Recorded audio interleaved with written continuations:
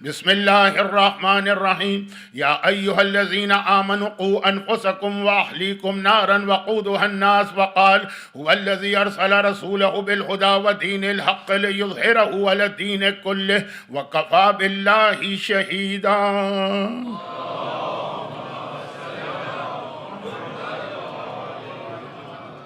کیا بہت زیادہ سردی ہو گئی کہ یہ فین بند کر دیا؟ خیر، 5th of محرم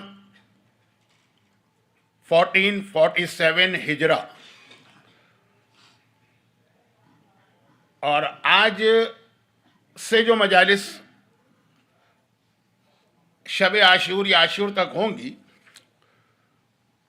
اس میں ہو سکتا ہے کہ بعض اور مومنین کرام کو بھی یہ کیا لفظ استعمال کیا تھا کل کسی نے میرے لیے، وہ نہیں، وہ بندر والا نہیں، ہیلدی کریٹیسزم کا موقع ملے، تو ایک چیز کی وضاحت کر رہا ہوں، اور اس کے لیے ایک چھوٹا سا، بہت چھوٹا سا واقعہ۔ لوگ کہتے بھی ہیں کہ یہ ویک ڈے کی مجلس ہے اور شروع میں آپ 5 7 10 منٹ پتہ نہیں کہاں سے کہاں چلے جاتے ہیں۔ چھوٹا سا واقعہ، اللہ کے رسول مسجد النبوی میں جہاں پیغمبر کے مکانات ہیں، اب یہ مکان کا لفظ تو میں نے استعمال کیا، وہ کیا ایک ایک کمرے کے چھوٹے چھوٹے سے حجرے تھے جو اپنی بیویوں کو دیے تھے۔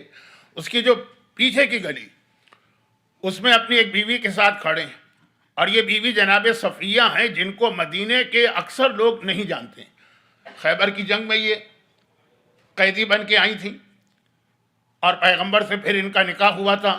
خیبر کے سردار کی بیوی تھیں، ان کا شوہر تو مارا گیا، بیوہ ہوئیں، پیغمبر سے ان کا نکاح ہوا، مدینے میں لے کے رسول آئے تو یہ ابھی مدینے والوں کے لیے بالکل نئی۔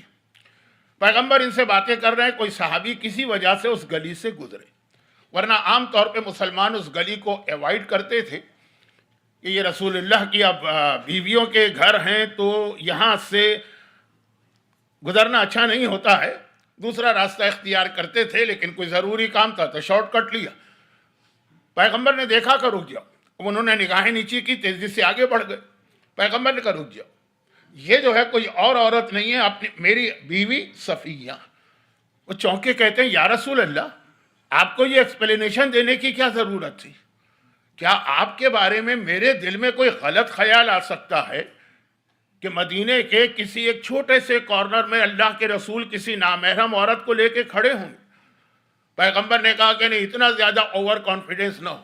ان الشیطان یجری فی ابن آدم کا مجری الدم، شیطان آدم کے بیٹوں کے جسم میں اس طرح سے سرکولیٹ کرتا ہے جیسے خون گردش کیا کرتا ہے، تمہیں پتہ بھی نہیں چلے گا، اور کبھی کبھی شیطان ایسے وسوسے، ایسے ڈاؤٹ، ایسے شک کریٹ کرے گا۔ پس ہر مومن کی ذمہ داری ہے کہ اتقوا مواضعتہم، اپنے آپ کو ہر اس جگہ سے بچائے جہاں پر اس پہ کوئی تہمت یا کوئی الزام یا کوئی گناہ کا دھبا آ سکتا ہے، چاہے وہ یہ گناہ نہ کر رہا ہو۔ ہمیں شراب نہیں پینا ہے مگر شراب خانے میں جانا حرام، ہمیں جوا نہیں کھیلنا ہے مگر کیسینو میں جانا حرام۔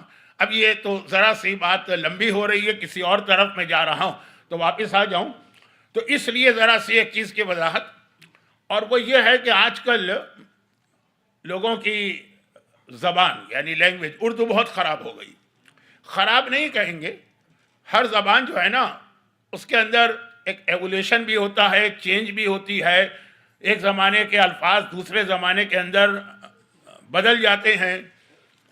چنانچہ میر انیس و مرزا دبیر جیسے قادر الکلام جن کی زبان ایک کرائیٹیریا ہوتا ہے صحیح و غلط کا، ہو سکتا ہے ان کے زمانے کے بعد الفاظ آج عجیب لگے، ہر زبان میں تبدیلی آتی ہے۔ میرا اپنا ایک تعلق لکھنؤ سے، گرچہ میں نے لکھنؤ شاید بہت بچپنے میں 5 سال کی عمر میں دیکھا تھا، لیکن بزرگوں کا تعلق ہے، اور یہ جو زبان ہے یہ بزرگوں سے ملتی ہے۔ تو اب خود لکھنؤ والوں کی زبان اتنی خراب ہو گئی ہے، یا لفظ خراب خیر اچھا نہ لگے، چینج ہو گئی ہے۔ ہندوستان میں بہت سارے ہندی کے لفظ بھی آ گئے، پاکستان میں بہت سارے مقامی لفظ آ گئے، تو بہت سارے محاورے، بہت سارے الفاظ، بہت ساری چیزیں جو بالکل صحیح اردو ہے، لیکن کچھ لوگوں کو عجیب لگتا ہے۔ اب میں کسی وجہ سے یہ بات کہہ رہا ہوں کیونکہ یہ آج سے لے کے عاشور تک کی مجلس میں ہو سکتا ہے کہ یہ پرابلم آئے۔ چنانچہ اب تبدیلیاں ہو رہی ہیں، مثلا اردو زبان میں امام باڑہ یہ قابل احترام لفظ ہے. چھوٹا امام باڑہ، بڑا امام باڑہ، آصف الدولہ کا امام باڑہ، یہ امام باڑہ. لیکن اب خاص طور پہ پاکستان میں چونکہ باڑے کا تعلق تھوڑا سا جانوروں سے ہے کہ جہاں جانور باندھے جاتے ہیں، تو یہ لفظ توہین آمیز کچھ لوگوں کو لگتا. چنانچہ پاکستان میں امام بارگاہ، امام باڑہ نہیں کہتے ہیں، جبکہ اردو زبان کا لفظ ہے اور بالکل ٹھیک لفظ ہے. اسی طرح سے اچھا بعض تبدیلیاں تو شیعہ دشمنی میں کی جا رہی. مثلا اردو کا محاورہ ہے خدا حافظ، لیکن اب آپ دیکھیں گے اللہ حافظ. اور خود اس کے علاوہ بھی لفظ خدا کے استعمال کو برا کہنا، کیونکہ خدا فارسی کا لفظ ہے تو شیعہ دشمنی میں فارسی زبان سے نفرت پیدا کی جا رہی ہے، اور فارسی سے نفرت کی وجہ سے لفظ خدا کہ نہیں بھائی اللہ کہو. اب کئی محاورے ایسے ہیں کہ جس میں لفظ خدا ہی ہے، اور یہ آج کا مسئلہ ہے. ورنہ ہندوستان اور پاکستان میں شیعہ دشمنی کی بنیاد جن لوگوں نے رکھی تو ان میں ایک تو وہ بہت ہی کٹر قسم کا دشمن اہل بیت تھا، جس کا بہت بڑا رول تھا شہید ثالث قاضی نور اللہ شیوستری کی شہادت میں. جہانگیر بڑا اس سے امپریس تھا، کیا کہتے ہیں اس کو، مجدد الف ثانی سرہند والا. یا یہ کہ شاہ ولی اللہ اور ان کا خاندان، شاہ عبدالعزیز تحفہ اثناعشریہ جیسی زہریلی کتاب کے مؤلف، ان لوگوں نے فارسی میں ترجمہ قرآن کے سب نے لفظ خدا استعمال کیا. لیکن آج کل آپ دیکھیں گے کہ پاکستان کے اندر تو ایک موومنٹ چلتا ہے کہ نہیں خدا نہیں اللہ، جہاں بھی لفظ آتا ہے خدا کا یہ غلط ہے اللہ.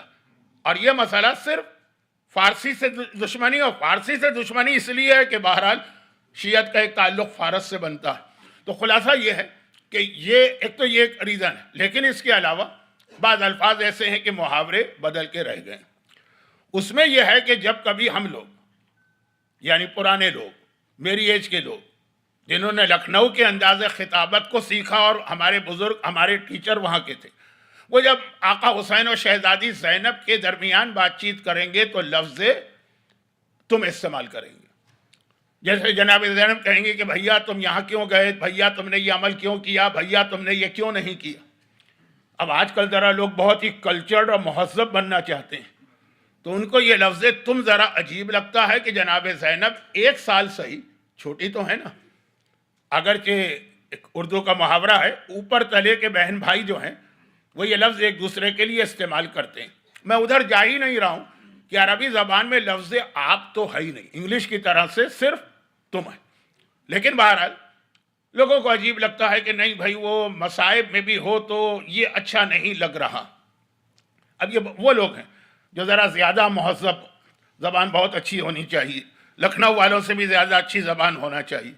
تو ایسے لوگوں کو میں نے دیکھا کہ وہ تو اپنے بچوں سے بھی بات کرتے ہیں تو آپ کہہ کے بات کرتے ہیں. بچہ ہے 4 سال 5 سال کا، بیٹا آپ کہاں گئے تھے بیٹا. اب جو پیار تم میں ہے وہ آپ میں نہیں.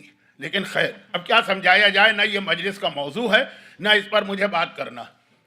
اچھا اب اسی کا ایک نتیجہ کیا نکلا؟ اسی کا ایک نتیجہ یہ نکلا کہ جو قرآن کے ترجمے ہو رہے ہیں نا اس میں ایک تبدیلی آ رہی ہے.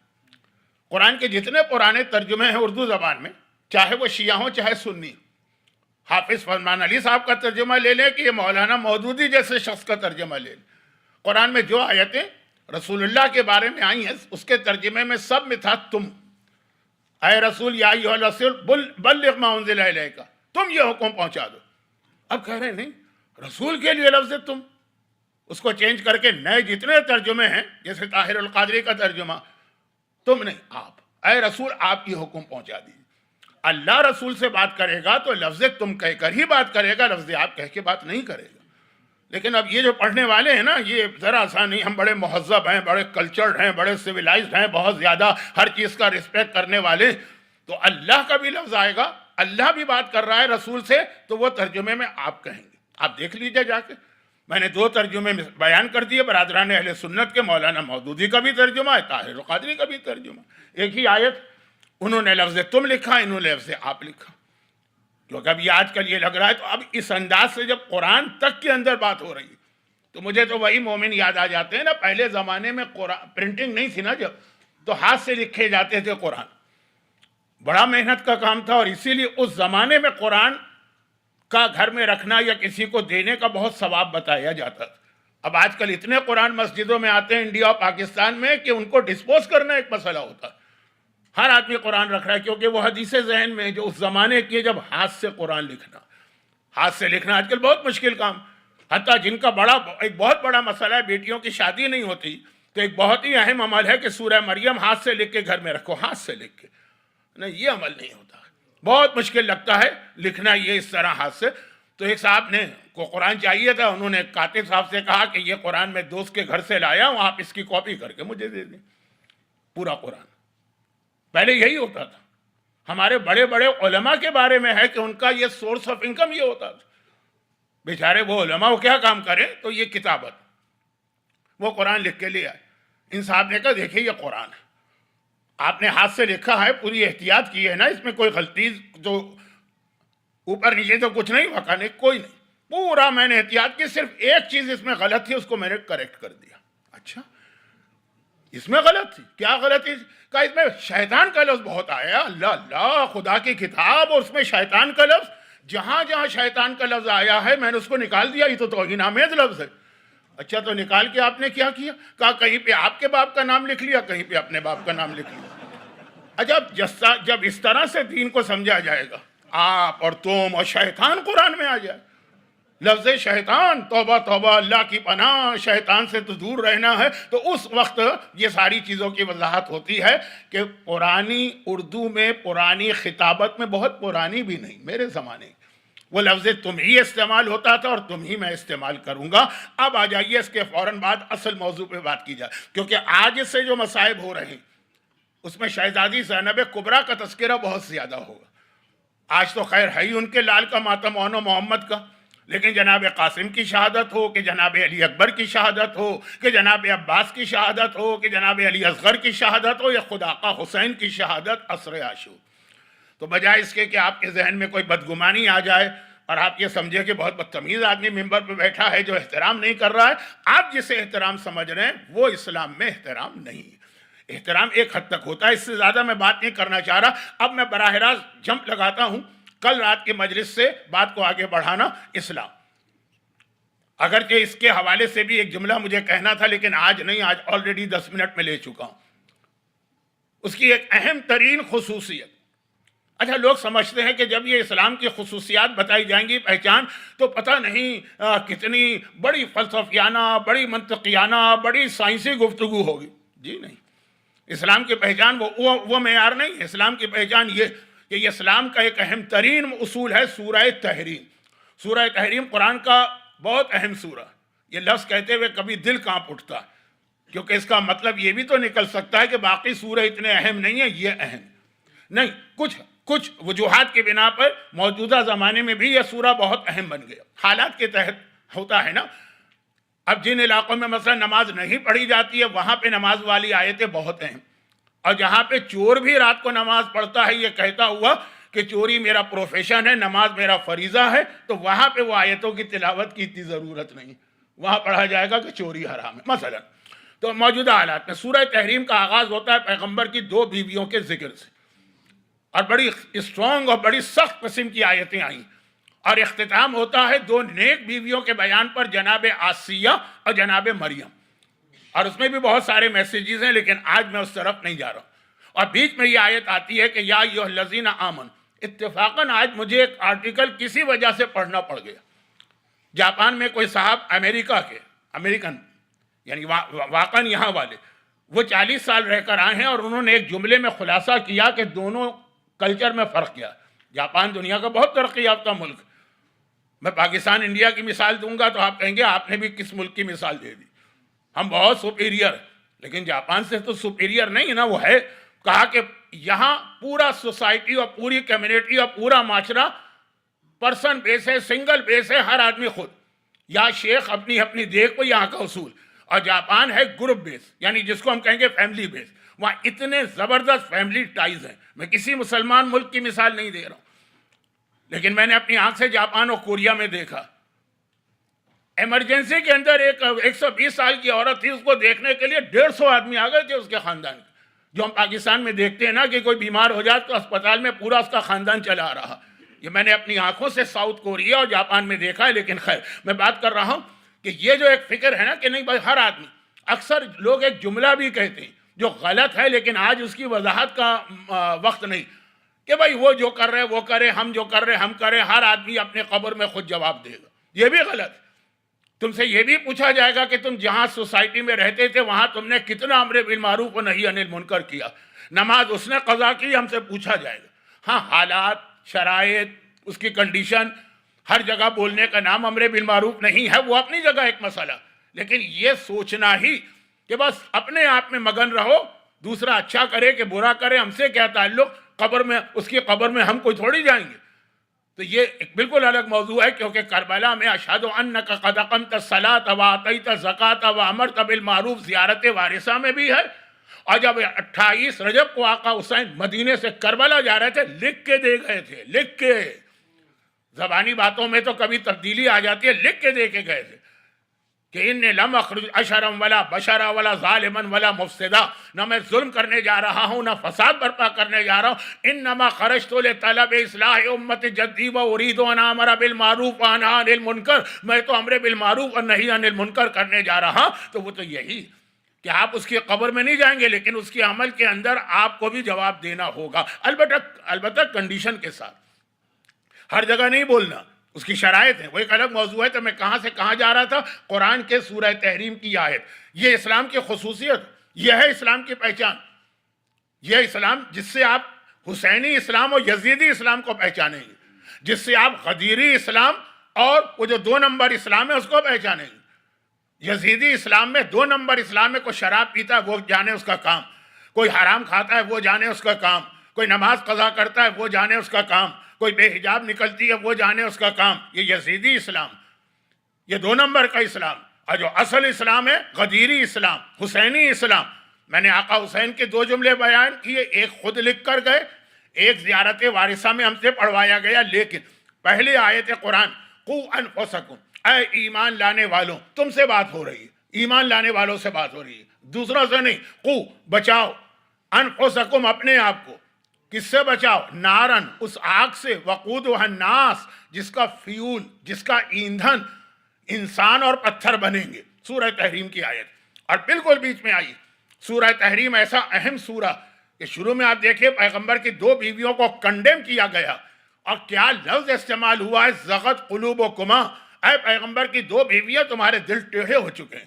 اور اختتام پہ جناب مریم و آسیہ کو قرآن کریم نے پریس کیا ہے یہ کہہ کر کہ اے مومنوں تمہارے لیے رول ماڈل ہیں آسیہ اور مریم. بیچ میں آیت آئی اپنے آپ کو بچاؤ جہنم کی آگ سے جس میں انسان جلیں گے اور پتھر جلیں گے.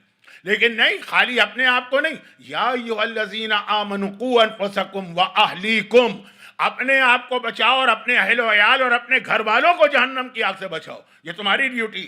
یہ حسینی اسلام، یہ غدیری اسلام ہے، یہ حقیقی اسلام ہے، یہ محمد عربی کا لایا ہوا اسلام ہے کہ جس میں آدمی کی ذمہ داری اپنے حوالے سے بھی ہے اور اپنے گھر والوں کے حوالے سے بھی ہے. اور وہ یزیدی اسلام ہے. اب دیکھیے ایک چھوٹی سی تاریخی حقیقت. لوگ کہتے ہیں آپ موضوع سے ہٹ جاتے ہیں، اس کا جواب میں آنے والے کل کو دوں گا، آج میرے پاس ٹائم نہیں. چھوٹی سی حقیقت، کیا فرق آپ کو نظر آئے گا؟ تاریخ کو اب دیکھیے، تو قرآن کی آیت ہوگی. اب میں نے کہا نا وہ یزیدی اسلام جہاں کسی آپ کو پرواہ ہی نہیں، بیٹا کہاں ہے، بیٹی کہاں ہے، کیا ماحول ہے، کیا کھا رہا ہے، کیا پی رہا ہے، کس ماحول.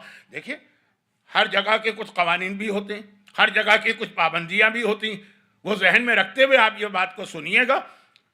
ہم لوگوں کا ایک پرابلم یہ ہے کہ جو ہماری ذمہ داری نہیں ہم وہ کام بھی کرنا چاہتے ہیں. کبھی ہمارے علماء کا ایک بہت مشہور جملہ ہے مراجع کا، ہمارا کام نتیجہ نکالنا نہیں، ہمارا کام کوشش کرنا. بس قیامت میں ہم سے پوچھا جائے گا تم نے کوشش کی، ایفرٹس تھی کہ نہیں تھی، رزلٹ نکلا نہیں نکلا یہ تمہارا تعلق نہیں. آپ نے ایفرٹس کی پھر بھی اولاد بہک گئی تو آپ سے کوئی تھوڑی سوال ہوگا. لیکن یہ بات کو میں آگے آج نہیں بڑھا رہا ہوں، آج بہت ساری باتیں.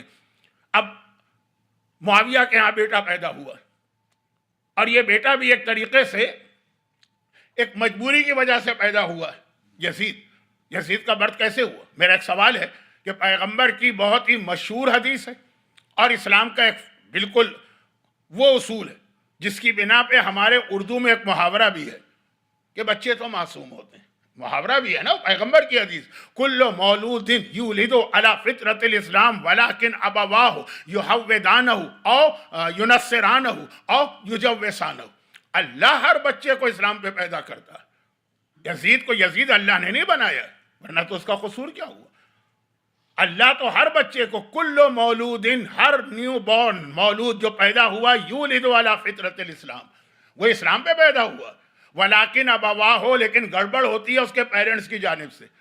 یحودانہ، کوئی اس طرف لے جاتا ہے، ینصرانہ، کوئی کرسچینٹی کی جانب لے جاتا ہے، اور یجوسانہ، کوئی دین مذہبی اور آتش پرست کی طرف لے جاتا ہے. تو یزید کیسے بنا؟ بہت سارے فیکٹر ہوں گے، لیکن اسٹارٹ کہاں سے ہوا؟ بہت یعنی تاریخ کا ایک بہت مشہور واقعہ ہے، اس لیے جلدی بتا رہا ہوں، مجھے اصل موضوع پہ پہنچنا. یہ بھی اصل موضوع ہے کہ جہاں والدین کی توجہ ہے اپنے گھر کی طرف، اور اس وقت ہے جب توجہ کا فائدہ. 18 سال کا آپ کا بیٹا ہو گیا، اب آپ کہیں کہ میں اس کو دیندار بنانا چاہتا ہوں، تو یہ آپ کی حماقت. آپ سے مطلب یہ مجمع نہیں ہے، یہ تو ایک طریقہ ہوتا ہے. کل آپ پھر کہیں گے مولانا آپ نے ہماری توہین کر دی، ہم مجلس سننے آتے ہیں، گالیاں کھانے کو تھوڑی آتے ہیں. یہ طریقہ ہوتا. 16 سال کی بچی ہو گئی، اب آپ اس کو حجاب کرانا چاہتے ہیں، وہ نہیں کر رہی. اب آپ کہہ دیکھیں مجبور ہو گئے، تو آپ نے تو اسٹارٹ ہی غلط وقت پہ کیا. اچھا، جسمانی بیماریوں کے حوالے سے تو چونکہ اویئرنیس پیدا ہو گئی ہے میڈیا کی وجہ سے، کہ بھئی کینسر کے فلاں سائن ہے، جیسے ہی نظر آ جائے فوراً چیک کر لو کہ واقعاً کینسر ہے کہ نہیں. فلاں بیماری کی یہ سائن ہے، جیسے ہی یہ سائن اسٹارٹ ہو فوراً جاؤ. 90% تو ہو سکتا ہے وہ بیماری نہیں ہوگی، لیکن جیسے ہی یہ سائن نظر آ جائیں تو حتیٰ یہاں تک کہا جاتا ہے کہ اگر بخار بھی آپ کا زیادہ چلا گیا تو جائیے فوراً جا کے چیک کر لیجئے کہ اس کا ریزن کیا. یہ ایک عام سی چیز ہے بخار ہو جانا، کم از کم ہمارے ملک میں. تو خیر، تو بات یہ کہہ رہا تھا کہ ہر چیز کا ایک ٹائم ہوتا ہے. اس کے بعد اگر آپ کوشش کریں گے، واجب تو پھر بھی ہے لیکن طریقہ بدل جائے گا. 16 سال 18 سال نہیں، یزید حاکم شام شکار پہ جا رہا ہے، معاویہ وہ شکار پہ جا رہا ہے. ایک دم سے کوئی ایسا اس کو پرابلم ہوا، کوئی ایسا میڈیکل پرابلم. اس وقت کے جو ڈاکٹر تھے، میڈیکل سائنس بھی لینگویجز کی طرح چینج ہوتی ہے، ایولیوشن ہوتا ہے. آپ کو یاد ہوگا نا کہ پہلے زمانے میں کتنی بیماریاں تھیں. پہلے سے مطلب ہے کہ میرا بچپنا، اور میرا بچپنا کوئی بہت زیادہ بھی نہیں. بعض لوگ میری مجلس سے سن کے سمجھتے ہیں کہ شاید میں حضرت نوح کے بیٹوں کے ساتھ بچپنے میں کھیل کود کے بڑا ہوا. نہیں بھائی، میں اتنا بوڑھا بھی نہیں. تو اب یہ ہے کہ ایک بہت مشہور بات ہوتی تھی، فلاں بیماری ہوئی، کہا کہ اس کا علاج ہے کہ اسے شادی کر دو، ہے نا. یہ ایک طریقہ تھا بہت ساری بیماریوں کا. لیکن حاکم شام کو واقعاً جو بیماری ہوئی سفر کے بیچ میں، پرابلم پرانا ہوگا، تو کہا کہ اس وقت جو اس کے ساتھ ڈاکٹر سے یہ بادشاہ چلتا ہے تو وہ اکیلے نہیں جاتا ہے، پوری ایک میڈیکل ٹیم چلتی ہے. یہ آپ کے سامنے کہنا بھی آپ کی توہین. انہوں نے دیکھا، بڑے وہ ایکسپرٹ ہوتے ہیں اپنے زمانے کے. کہا کہ اس کا تو ایک ہی علاج ہے کہ اس رات کو اس کی شادی ہو جائے. میں الفاظ کو بہت زیادہ ذرا بدل کے کہہ رہا ہوں تاکہ ممبر کے احترام کے خلاف بھی نہ ہو، میسج بھی پہنچے. تو اب یہ تو مجبوری کا مسئلہ تھا. اس رات اس کو چاہیے ایک بیوی، مجبوری کا مسئلہ تھا. مجبوری کے اندر جو شادیاں ہوتی ہیں اس میں کوئی کرائٹیریا نہیں ہوتا، ورنہ تو ایک کرائٹیریا ہے نا کہ خوبصورت ہو اور خوبصیرت ہو اور اتنی پڑھی ہوئی ہو اور اتنی ہائٹ ہو اور اتنا رنگ ہو اور کیا ہو، وہ جتنی انٹرنیٹ پہ ویب سائٹ بنی ہوئی. خیر، تو خلاصہ یہ ہے کہ اس وقت تو مجبوری، ایک رات کی دلہن چاہیے کہ یہ آپ پرابلم ہو جائے تو جو بھی مل جائے، لنگڑی ہو، لولی ہو، کاندھی ہو، کانی ہو، جیسی بھی ہو چل جائے گی. جیسے آج بھی پاکستان کے اخبارات میں ایڈورٹائز چھپتے ہیں، آپ نے بھی دیکھا ہوگا اپنے زمانے میں کہ جی وہ ایک لڑکی کا رشتہ چاہیے، لنگڑی بھی ہے، اندھی بھی ہے، کانی بھی ہے، لیکن اس کے بعد وہ نیشنلٹی ہے کسی ویسٹرن کنٹریز کی تو شوہر کو سیٹ کر دے گی. اوہو، ایک لائن لگ جاتی ہے شادی کرنے والوں. تو اب یہ مجبوری کی شادیاں ہوتی ہیں نا. کہا ڈھونڈو بھائی، ہم جنگل میں ہیں نا، شکار کرنے گئے ہیں، شکار جنگل میں ہوتا ہے نا، مل جائے کوئی. قریب ترین قبیلہ کرسچن قبیلہ تھا، پورا قبیلہ کرسچن تھا. کہا بھائی وہیں جاؤ. اس وقت تو مجبوری ہے نا.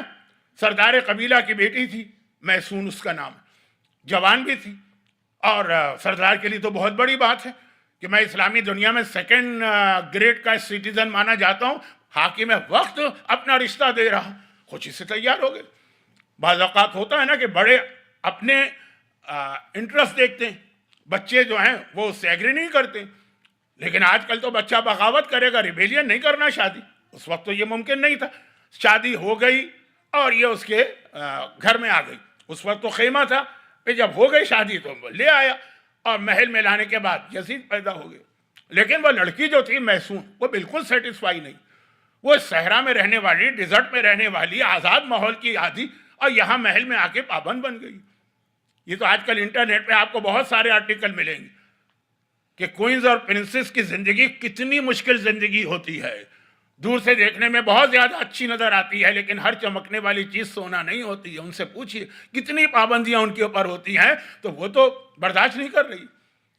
اور وہ ایک مرتبہ اپنے کمرے کے اندر کمپلین کر رہی تھی شاعری میں، اور کہ میرے باپ نے مجھے کہاں پہ لا کے پھنسا دیا ہے، مجھے تو کھلا میدان چاہیے، محل میں آ گئی، مجھے تو کھجور کے درختوں پہ چڑھنے کا شوق ہے، اور یہاں پہ اتنی پابندیاں، اور کیسے بد شکل و بدصورت آدمی سے مجھے بیاہ کر دیا، مجھے تو اپنے قبیلے کا غلام بھی قبول ہے۔ 3-4 شعر۔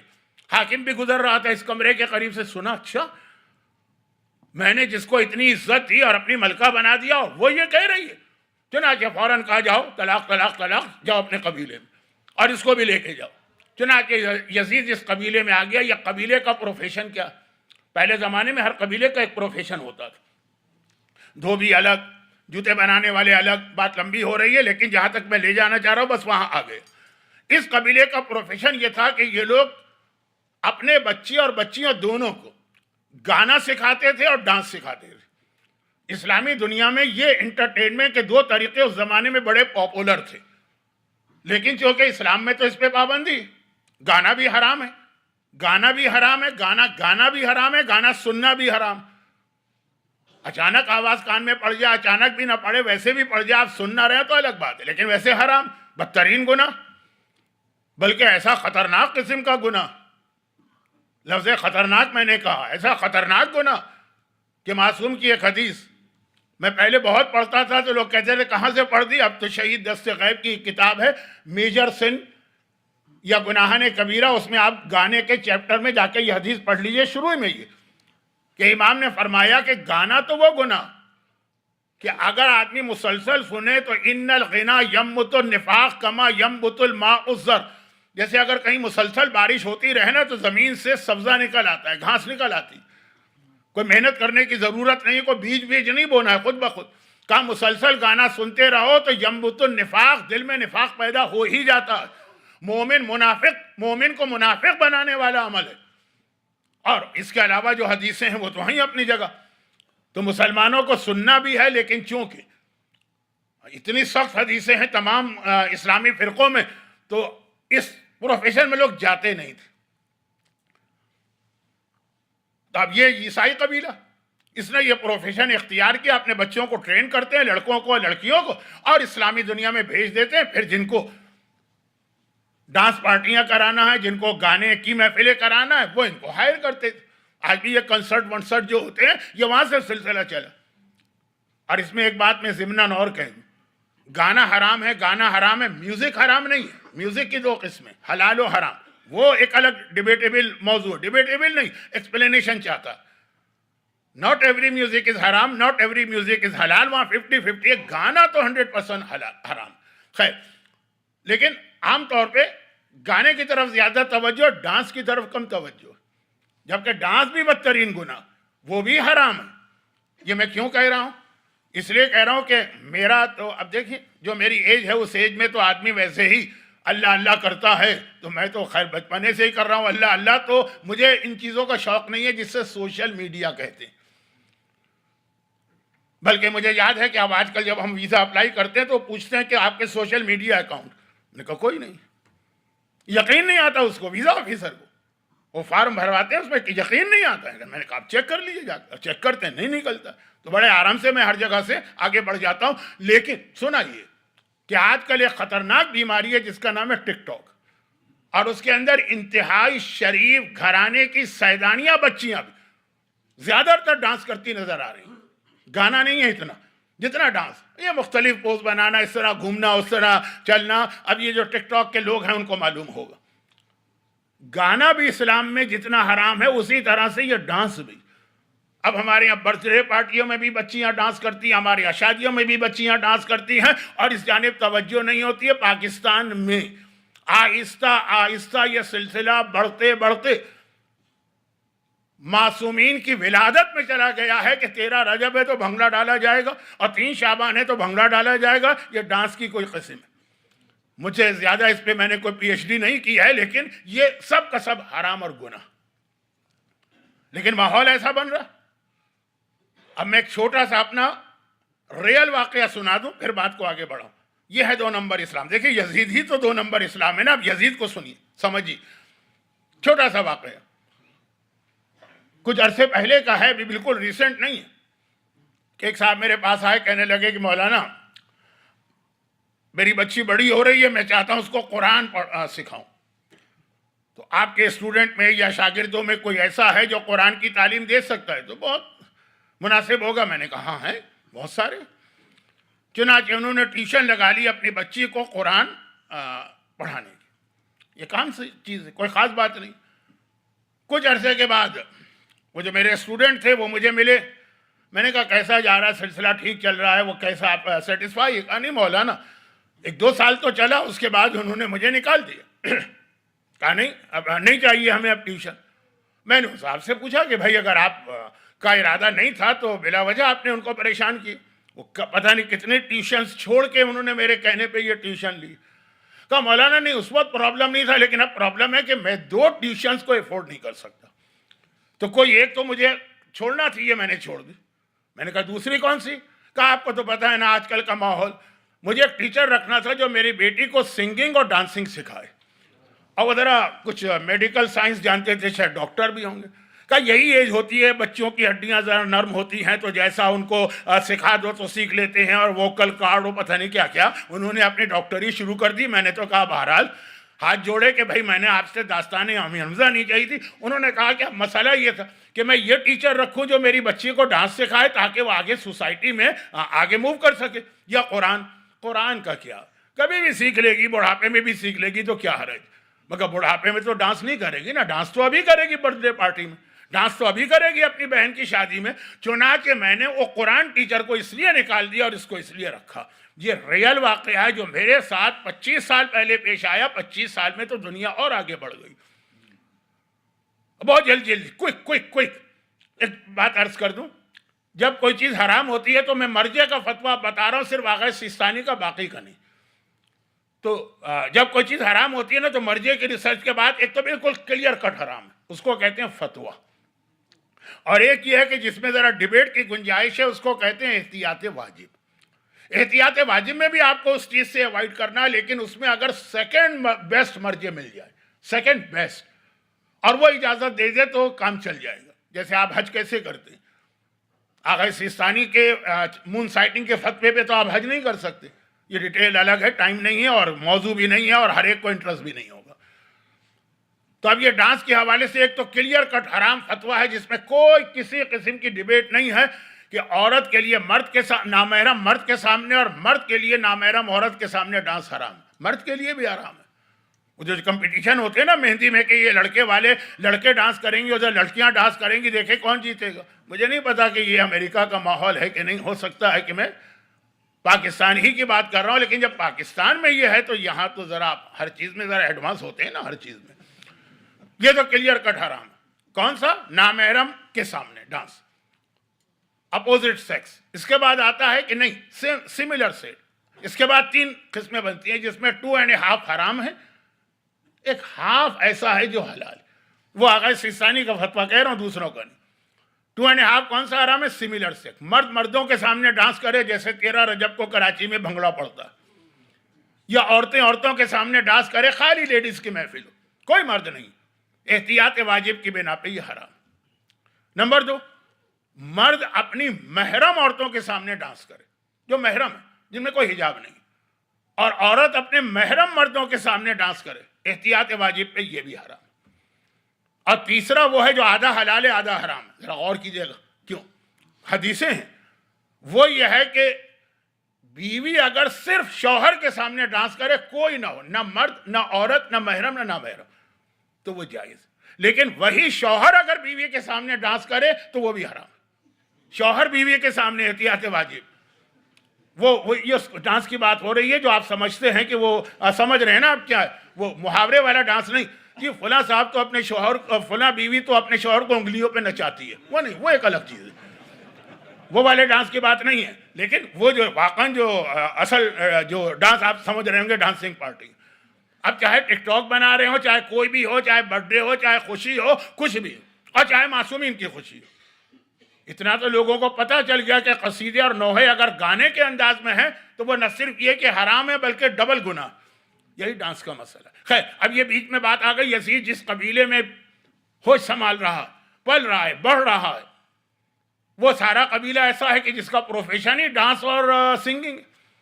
ہر ایک کو ٹریننگ دی جاتی ہے، ہر ایک کو یہی لوگ بڑے ہو کر یہ ٹریننگ لے کر اسلامی دنیا میں جائیں گے، ان کا بھی روزگار چلے گا، قبیلے کا بھی روزگار چلے گا.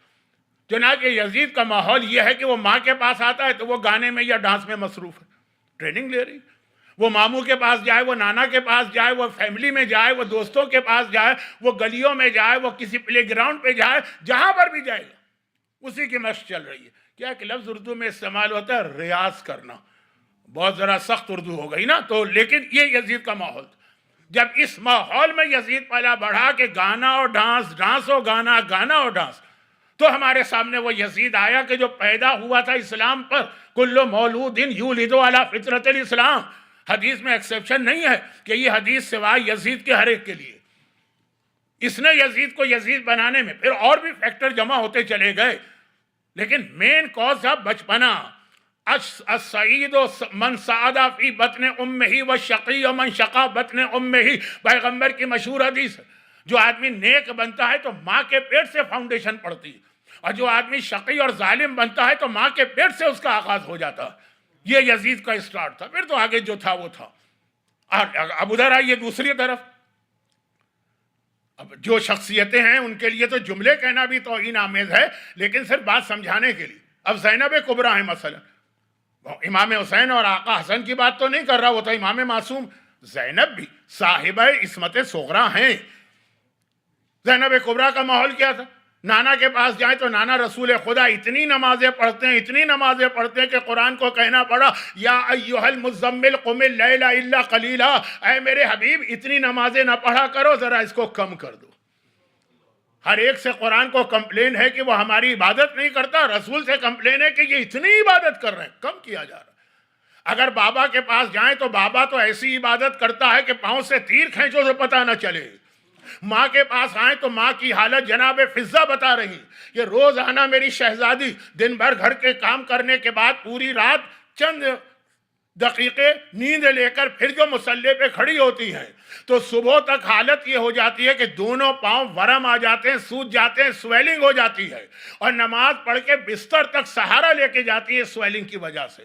تو نانا، بابا، ماں، بھائی حسن، بھائی حسین، یہ ماحول بنتا ہے طہارت کا، یہ ماحول بنتا ہے عبادت کا، یہ ماحول بنتا ہے نمازوں کا، یہ ماحول بنتا ہے حرام سے بچنے کا. میں نے کہا جملے بھی توہین لگ رہے ہیں معصومین کی، لیکن یہ ماحول ہے تو زینب سامنے آئی، وہ ماحول ہے تو یزید سامنے آیا. اور قرآن نے کہا آپ دونوں اسلام کو پہچان لو، جو زینبی اسلام ہے، جو حسینی اسلام ہے، جو غدیری اسلام ہے، جو حقیقی اسلام ہے، جو محمد کا لایا ہوا اسلام ہے، اس کے اندر اس انداز سے اپنے آپ کو گناہوں سے بچانا. اور زینب کبریٰ کا لفظ زبان پہ آیا تو ایک بات میں اور عرض کر دوں، یہ میں پوری مجلس پڑھ چکا ہوں، اب جو بات کہہ رہا ہوں تو لوگوں نے بہت ساری مجلسیں میری میڈیا پہ سنی ہیں تو ان کو ذرا ریپیٹیشن لگتا ہے، لیکن چند منٹ کی بات. ہمارے یہاں شہزادی زینب کبریٰ کا ایک لقب بہت مشہور، ثانیہ زہرا. لیکن میرا سوال یہ ہے کہ کیا کسی حدیث میں، کیا کسی معصوم نے، کیا کسی امام نے کبھی یہ لقب استعمال کیا؟ غلط فہمی میں مبتلا نہ ہو، میں یہ نہیں کہہ رہا یہ غلط لقب ہے، یہ بالکل صحیح لقب ہے.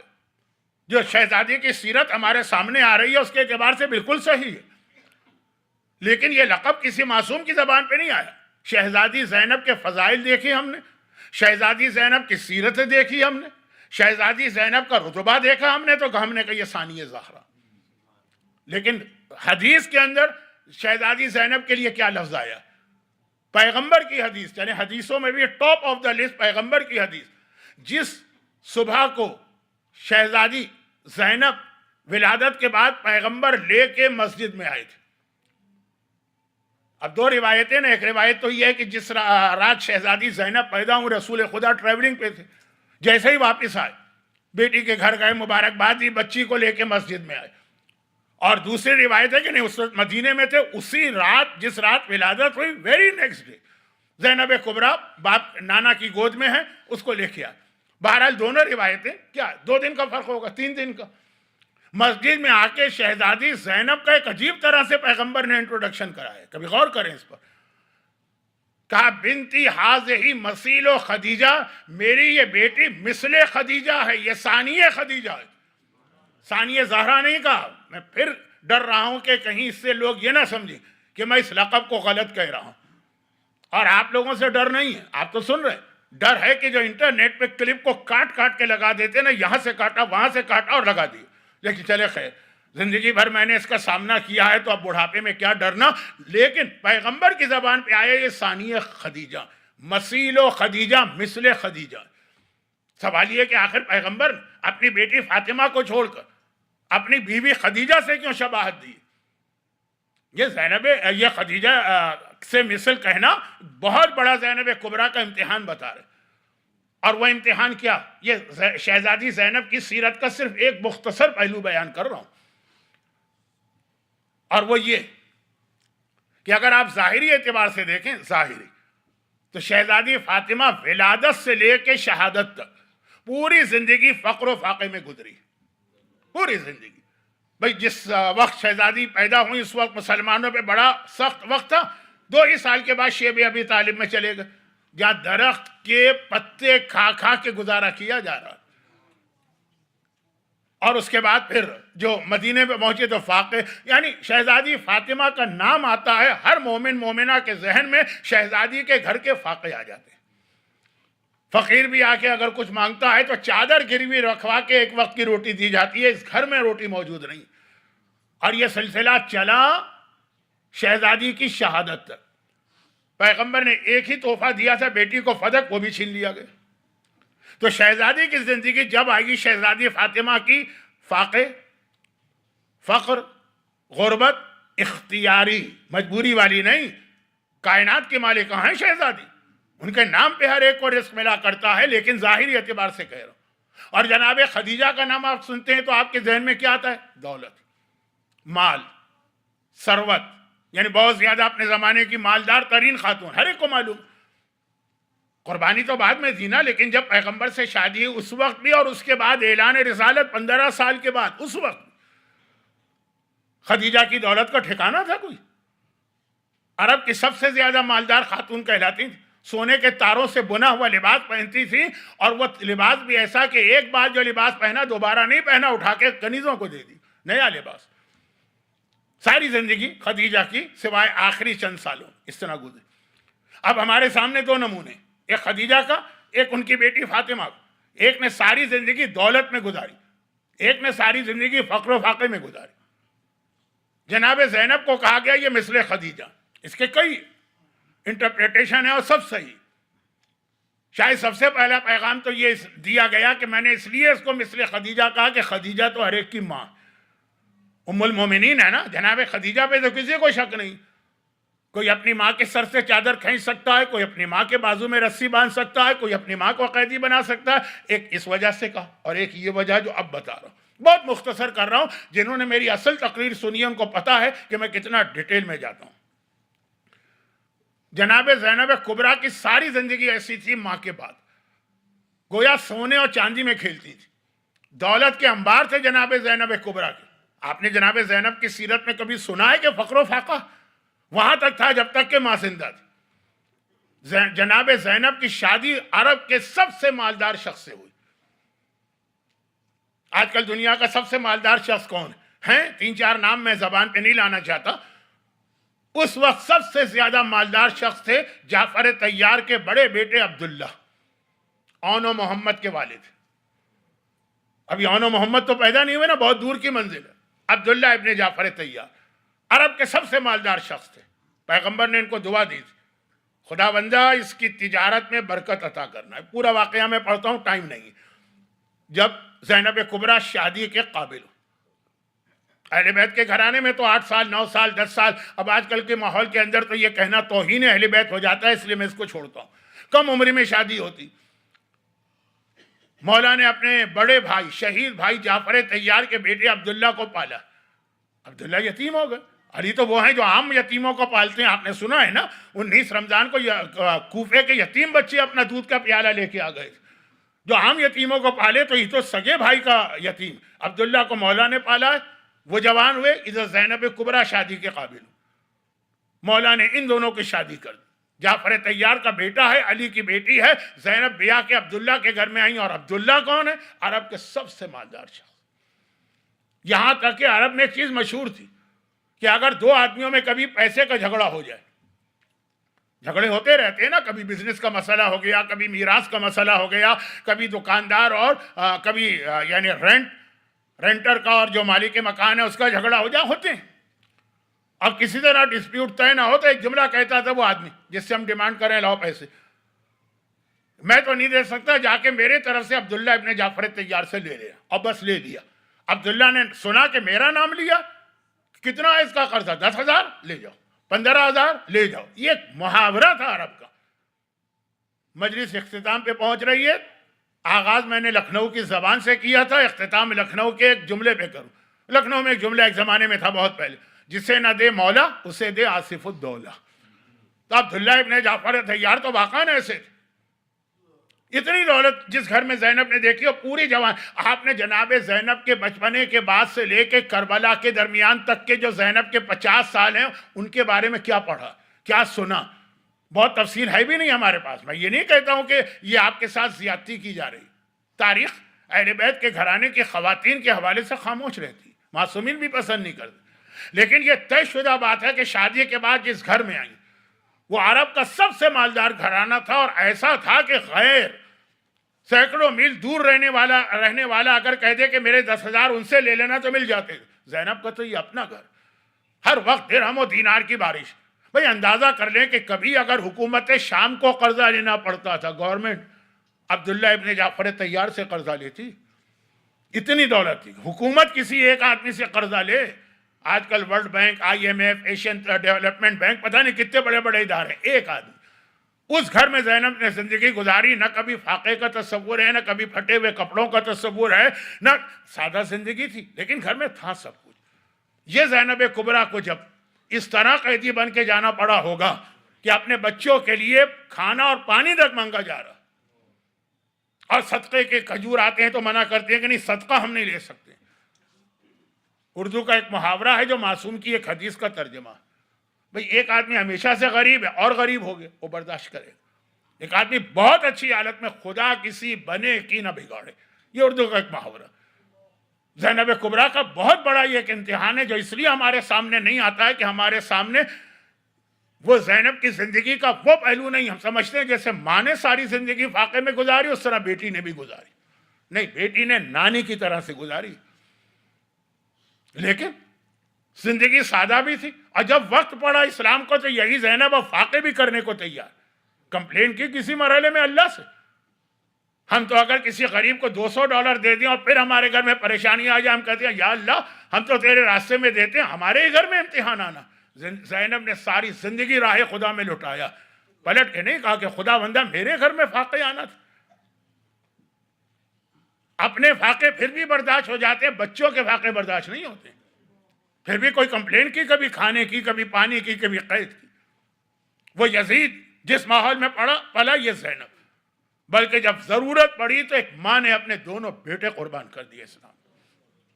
یہ ہے حسینی اسلام۔ بہت جلدی میں نے بات کو سمیٹا، لیکن اصول وہ اولاد کے حوالے سے تھا جو انشاءاللہ تفصیل کل آئی۔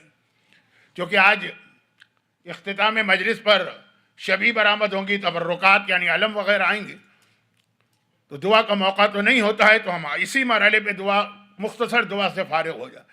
خدا بندہ یہ مومنین و مومنات جو اس وقت زینب کبریٰ کے لال کا ماتم کرنے بیٹھے، یہ جملہ آپ سمجھے نہیں ہوں گے، ویسے آپ نے سنا ہے زندگی بھر، ابھی نہیں سمجھے ہوں گے۔ زینب کبریٰ کے لال وہ ہیں جن کا ماتم ان کی اپنی ماں نے بھی نہیں کیا۔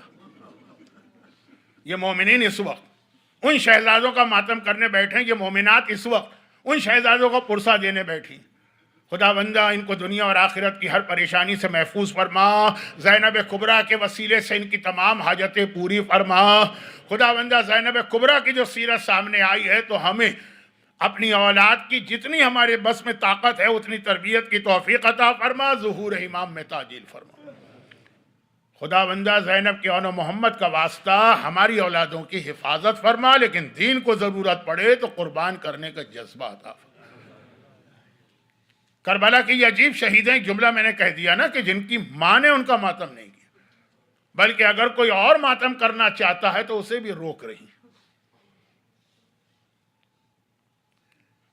وہ زینب کبریٰ۔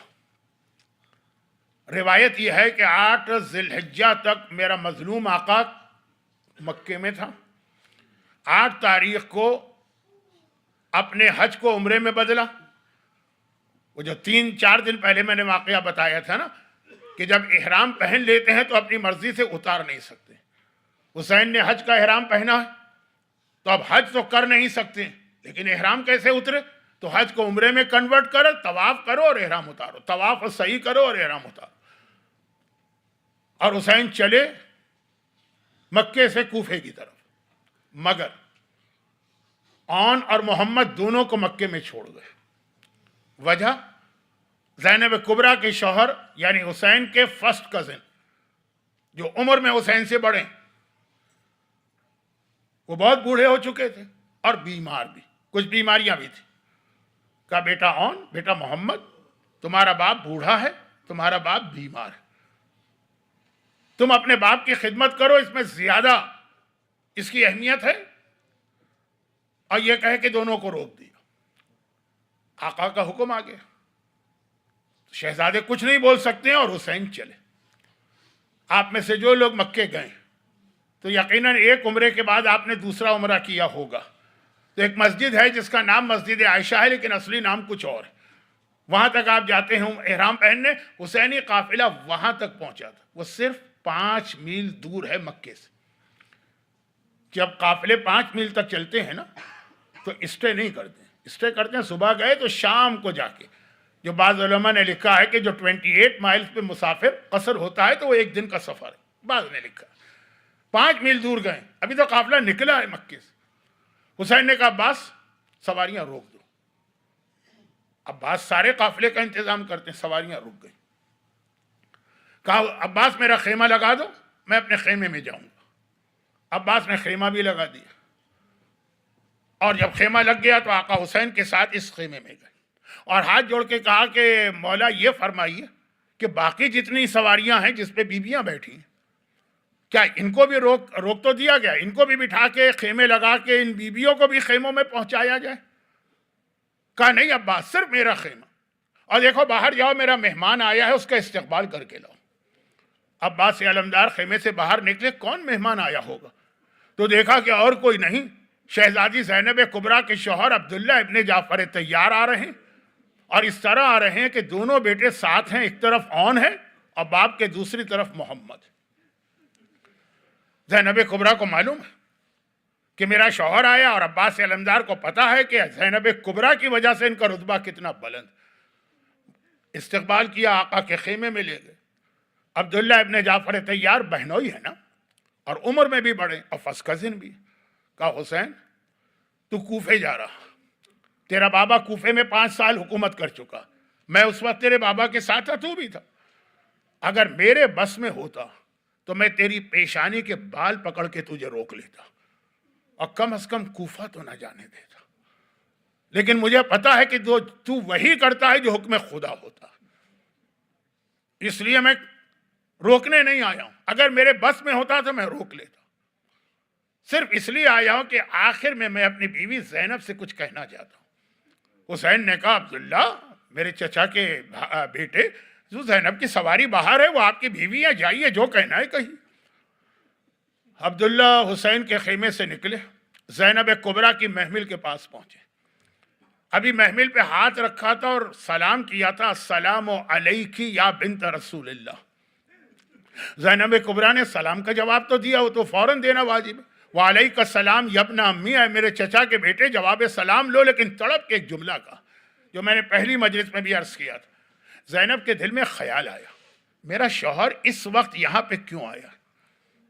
ایسا تو نہیں ہے کہ مجھے واپس لے جانے آیا، اور اگر واپس لے جانے آیا ہو تو شوہر کی اجازت کے بغیر بیوی گھر سے باہر نہیں نکل سکتی۔ اب ایک روایت ہے کہ جب شادی ہوئی تھی تو مولا نے ایک شرط رکھی تھی، لیکن وہ روایت اتنی ثابت نہیں ہے۔ دل میں خیال آیا کہیں مجھے واپس لے جانے تو نہیں آیا، اور اگر میرے شوہر نے واپسی کی بات کہہ دی تو مجھے واپس جانا پڑے گا، یہ دل میں خیال ہے۔ جس وقت سے پتا چلا کہ عبداللہ آئے ہیں دل میں یہی خیال، تو ادھر ابھی عبداللہ نے ہاتھ رکھا ہے محمل میں، صرف سلام کیا کہ زینب کبریٰ نے تڑپ کے جواب سلام دے کے کہا کہ اے میرے چچا کے بیٹے اگر مجھے واپس لے جانے آئے ہو تو زینب واپس چلے گی، مگر زینب کو نہیں لے جاؤ گے، زینب کا لاشا جائے گا، زینب کی میت جائے گی۔ کیا بھائی سے الگ ہو کے یہ بہن زندہ رہ سکتی؟ میں نے جو جملہ ایک دن کہا تھا وہ آج دوبارہ دہرا رہا ہوں، جو زینب نے کہا ہے تو زینب صدیقہ طاہرہ فاطمہ کی صدیقہ بیٹی ہے، غلط بیانی بھی نہیں کرتی ہیں اور کسی چیز کو بڑھا چڑھا کر مبالغہ بھی نہیں کرتی۔ اگر یہ کہا کہ بھائی سے الگ ہو کے میں مر جاؤں گی تو سوال یہ ہے کہ پھر جب عصر عاشور حسین سے الگ ہوئی تو اس وقت زینب زندہ کیسے رہی؟ میرا جملہ یاد کیجئے گا، میں بار بار وہ عرض کرتا ہوں، زینب مر گئی تھی، عاشور کو ہی مر گئی تھی زینب جب یہ سنا میرا بھائی جا رہا، مگر بھائی کے اگلے جملے نے مرتی بھی زینب کو زندہ کر دیا تھا۔ جب حسین نے کہا تھا زینب میں جا رہا ہوں خدا حافظ، دیکھو اب میرا جہاد اور میرا مشن تیرے ہاتھ میں ہے، اسے مکمل تجھے کرنا۔ یہ جو سنا کہ بھائی کا جہاد مجھے مکمل کرنا ہے، مرتی بھی زینب زندہ ہو گئی۔ لیکن ابھی تو تصور آیا کہ شوہر واپس نہ لے جا رہا، تڑپ کے کہا کہ میرا لاشا جائے گا، زینب تو نہیں جا سکتی۔ عبداللہ کا پورا جسم کانپ اٹھا، شوہر صحیح لیکن معلوم ہے کہ زینب زینب ہے۔ ہاتھ جوڑ کے کہا شہزادی بھلا میں یہ گستاخی کروں اور آپ کو کوئی حکم دوں؟ میں تو اس لیے آیا ہوں کہ میرے اور آپ کے جد رسول اللہ نے فرمایا کہ جب انسان کسی مشکل سفر پہ جائے تو صدقے کا سامان لے کے جائے، اور راستے میں جہاں مشکل پیش آتی جائے صدقہ کرتا چلا جائے، اور صدقے کا سامان لے کے جائیے گا کیونکہ بڑا مشکل سفر ہے مجھے معلوم ہے۔ اور کیا تھا سامان صدقہ؟ درہم و دینار نہیں تھے۔ اون کو آگے بڑھا دیا، شہزادی اگر میرے آقا پہ وقت آئے اسے میری جانب سے صدقہ کر دیجیے، اور پھر محمد کو آگے بڑھایا کہ اگر اور بڑی مصیبت ہو تو اسے اپنی جانب سے صدقہ کر دیجیے۔ وہ بوڑھا باپ ذرا سوچئے جو اپنی اولاد کو صدقہ بنا رہا، اور یہ ماں کے بارے میں سوچئے جس نے آج کے بعد سے اون و محمد کو صدقہ ہی سمجھا، یہاں تک کہ یہ قافلہ کربلا پہنچ گیا۔ عاشور کی رات آ گئی، شب عاشور۔ شب عاشور حسین نے دو الگ الگ عمل کیے تھے۔ ایک عمل تو تھا کہ مردوں کی میٹنگ بلائی تھی جو آپ انشاءاللہ شب عاشور کے مصائب میں اس دفعہ بھی سنیں گے اور ساری زندگی سنا، لیکن آدھی رات کے بعد حسین نے کربلا کی خواتین کو بھی دیکھا تھا۔ مردوں کا امتحان تو فوراً ہوا تھا مغرب کے بعد، آدھی رات کے بعد حسین اپنے خیمے سے نکلے۔ یاد کیجئے آپ کربلا گئے ہیں نا، ابھی حال ہی میں گئے ہیں، وہاں خیمہ گاہ ہے نا، حسین کا خیمہ۔ حسین خیمے سے باہر نکلے اور بیویوں کے خیمے کو دیکھ رہے ہیں۔ اس کے کچھ مصائب میں شب عاشور پڑھوں گا، اور آخر میں زینب کبریٰ کے خیمے کے قریب زینب کبریٰ کا خیمہ اور آقا حسین کا خیمہ بیک ٹو بیک ملا ہوا۔ آج بھی آپ کربلا جائیں، دیکھا زینب اپنے خیمے میں زمین پہ بیٹھی، سامنے اون کو بٹھایا ہے اور محمد کو بٹھایا، اور دونوں بچوں کو بتا رہی کہ دیکھو تم ہو کون، تم ہو کون، تم پوتے ہو اس جعفر طیار کے جس نے راہ خدا میں اپنے دونوں ہاتھ کٹوا دی، اور تم نواسے ہو اس علی مرتضیٰ کے جس نے در خیبر کو اکھاڑ دیا۔ بیٹا کل وہ جہاد کرنا کہ تم نہ کہنا دنیا کہے کہ جعفر طیار کے پوتے آ رہے ہیں، بیٹا کل وہ جہاد کرنا کہ دنیا کہے کہ دو بچے نہیں آ رہے، حیدر کرار کے وارث آ رہے ہیں۔ زبان سے، دشمن کی زبان سے کہلوا دینا، اور بیٹا مجھے پتا ہے تم کتنے بہادر، جب جنگ کرتے کرتے فرات پر پہنچو گے تو فرات پہ تو تمہارا قبضہ ہو جائے گا۔ یہ 30,000 کا لشکر کیا حیثیت رکھتا ہے 9-10 سال کے بچوں کے؟ زینب کہہ رہی تمہارا قبضہ ہو جائے گا، لیکن بیٹا ایک بات یاد رکھنا، ماں تم سے راضی نہیں ہوگی، ناراض ہو جائے گی۔ تم بہت چھوٹے ہو، بہت پیاسے ہو، اس وقت اور پیاس بڑھ جائے گی، بہت پیاسے ہو، لیکن اگر تم نے اصغر سے پہلے پانی پی لیا تو ماں تم سے راضی نہ ہوگی دریا پہ قبضہ ہو جائے، لیکن اس وقت تک پانی نہ پینا جب تک کہ میرا اصغر، میرا پیاسا اصغر، میرا 6 ماہ اصغر پانی نہ پیے۔ اور بچوں نے ننھے ننھے ہاتھ جوڑے، اماں کل دیکھنا تیرے بیٹے کیسا جہاد کرتے ہیں۔ لیکن اگلا دن جو آ گیا تو زینب بار بار دیکھ رہی ہے میرا اون، میرا محمد اب تک زندہ ہے۔ کتنی مائیں آپ کو دنیا میں ملیں گی جو بیٹے کو زندہ دیکھ کے پریشان؟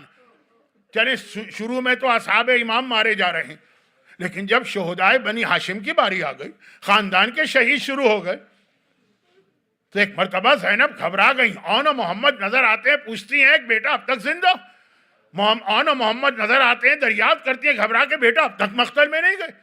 اب ایک مرتبہ جو غصے کے عالم میں کہا بیٹا اون، بیٹا محمد، ایک ایک کر کے اولاد عقیل، اولاد جعفر، اولاد مسلم سب شہید ہو رہی ہے، تم اب تک زندہ؟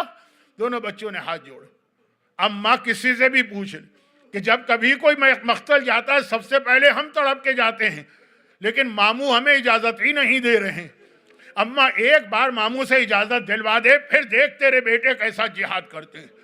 زینب کبریٰ حسین کے پاس آتی ہیں، بھیا یہ میرا اون ہے، یہ میرا محمد ہے، اسے مقتل میں جانے کی اجازت دو۔ اگر زینب کو حسین کے بیٹے اکبر سے محبت تھی تو حسین کو اتنی ہی محبت زینب کی اولاد اون و محمد سے تھی۔ بھائی بھی بہن کی اولاد سے محبت کرتا، لیکن کہا بہن آج تو ہر ایک کو مرنا ہے، بیٹا اون، بیٹا محمد، تیری ماں نے سفارش کی ہے، چل مقتل میں۔ زینب نے روک دی، کہا بھیا اس طرح سے نہیں جانے دوں گی، ابھی ٹھہر جا۔